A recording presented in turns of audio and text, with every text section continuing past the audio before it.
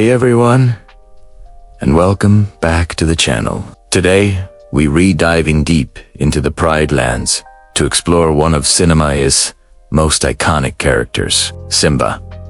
We all know the story of the cub who would be king. But what if I told you the most defining force in Simba's life wasn't his father, Mufasa, but his villainous uncle, Scar? It might sound controversial, but stick with me. We're going to uncover how Scar's shadow loomed over every stage of Simba's journey, from his carefree childhood to his reluctant return and eventual reign. This isn't just about a hero versus a villain. It's about how a legacy of trauma and manipulation can forge a king. Let's start at the beginning. When we first meet Simba, he's a bright-eyed, adventurous cub, filled with the promise of his royal destiny.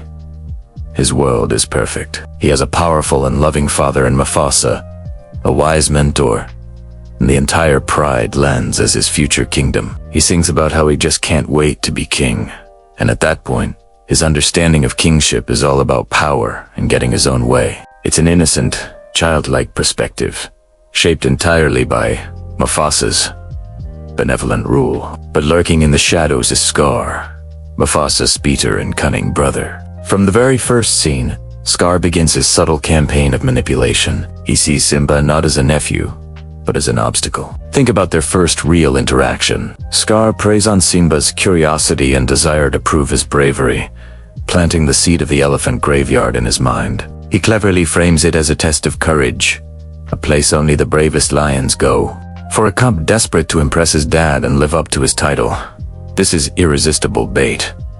Scar isn't just being a bad uncle. He's actively grooming Simba for a fatal mistake. He is exploiting the very qualities Mufasa is trying to nurture: bravery and curiosity, and twisting them into tools for his own sinister plot. This early manipulation sets the stage for everything that follows. Then comes the single most traumatic event of Simba's life: the stampede. This is Scar's masterpiece of psychological warfare. He orchestrates the entire disaster, lures Simba into the gorge, and murders Mufasa. But he doesn't stop there. The truly diabolical part is how he convinces Simba that it was all his fault. If it weren't for you, he'd still be alive, Scar hisses, branding the young cub with an unbearable weight of guilt. For a child, a father's death is devastating enough. To believe you caused it, that's a soul-crushing burden. Scar doesn't just kill the king, he psychologically breaks the air. He steals Simba's father, his home, and his very identity, replacing it with shame and fear. He tells Simba to run away and never return, and Simba, a traumatized child, obeys without question. This is the moment Scar's shadow truly falls over Simba, a shadow that will follow him all the way into exile. So, Simba flees to the jungle, and on the surface, it seems like he's escaped. He finds Timon and Pumbaa and adopts their philosophy of Hakuna Matata. No worries. This isn't just a catchy song. It's a coping mechanism. The jungle becomes his sanctuary, a place where he can forget his past, his responsibilities, and most importantly, his guilt. He grows from a cub to a magnificent adult lion, seemingly carefree and happy. But is he truly free? Not at all. Hakuna Matata is a denial of reality, not an acceptance of it. He's not processing his trauma. He's burying it. Every time he laughs and swings on a vine, he's actively running from the memory of his father's death and the lies Scar fed him. His entire young adult life is a reaction to Scar's manipulation. He has abandoned his identity as a prince and a future king because Scar made him believe he was unworthy of it. The shadow is still there, dictating his every choice, even in paradise. The jungle life represents a complete abdication of the lessons Mufasa taught him. Remember the circle of life, the idea that everyone has a place and a purpose. Simba has rejected that entirely. He's living outside the circle, for himself alone. This is exactly what Scar would have wanted. A weak, exiled, and purposeless Simba poses no threat to his reign. Even hundreds of miles away, Scar's influence is so profound that it has kept the rightful king from even considering his destiny. Simba isn't living. He's hiding.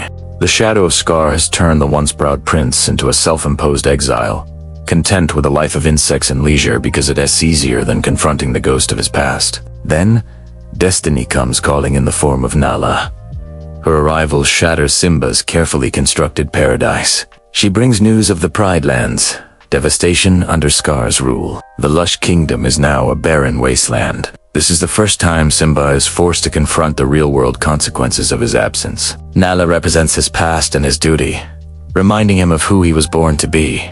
But look at his initial reaction. He refuses. He can't go back, he says.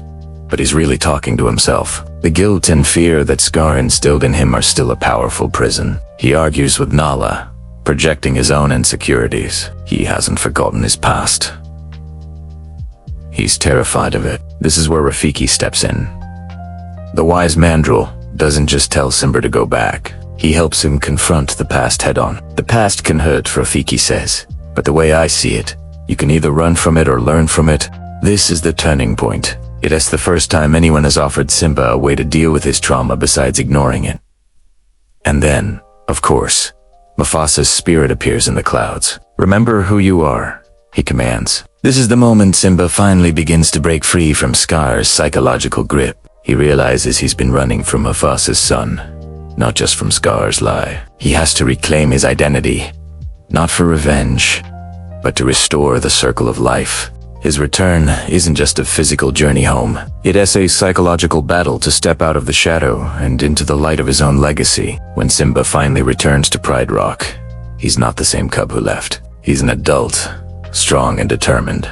But the final confrontation with Scar is what truly defines his transformation. The fight isn't just a physical clash for the throne. It's a battle for the truth. Scar, ever the manipulator, tries to use the same old trick. He once again accuses Simba of being responsible for Mufasa's death, this time in front of the entire pride. And for a moment, you see the old fear and guilt flash in Simba's eyes. He falters. This shows just how deep that wound is. The shadow of Scar's lie has never truly left him. But then comes the climax. Backed into a corner, Scar makes his fatal mistake. He whispers the truth to Simba. I killed Mufasa. The sheer rage and vindication that erupt from Simba are electrifying. This is the moment the shadow is finally, violently lifted. The lie that has defined his entire life is shattered. It's not just about avenging his father anymore. It's about reclaiming his own innocence. The subsequent fight is Simba finally fighting for himself, for his truth, for his rightful place, free from the weight of Scar's manipulation. When he finally casts Scar from Pride Rock, he isn't just defeating a tyrant. He is banishing the ghost that has haunted him since childhood. He is finally, truly free. So, as Simba takes his place atop Pride Rock and lets out that triumphant roar, we see a king who has been forged in the fire of trauma and deceit. His reign will be fundamentally different from what it would have been if Mufasa had lived. Mufasa would have raised a king who understood duty and honor. Scar, inadvertently, created a king who understands loss, empathy, and the true cost of failure. Simba knows what it's like to hit rock bottom, to live in shame, and to run from responsibility. This experience gives him a depth and wisdom he never would have had otherwise. He has learned the hard way that Hakuna Matata is a comforting lie, and that true peace comes from facing your past and embracing your place in the circle of life. In the end, while Mufasa gave Simba his title and his principles, it was Scar's shadow that shaped the Manand. The king he became, Scar's villainy provided the ultimate test, forcing Simba to not just inherit the throne, but to truly earn it. He had to conquer his inner demons before he could conquer the external one. And that's what makes his story so powerful. It is a testament to the idea that our greatest adversaries can often be our most profound teachers, and that true strength is found not in avoiding the shadows, but in learning to step through them and into the light. What do you guys think? Was Scar the most important influence on Simba's journey? Let me know your thoughts down in the comments below. And if you enjoyed this deep dive, don't forget to hit that like button and subscribe for more content. Thanks for watching, and I'll see you in the next video.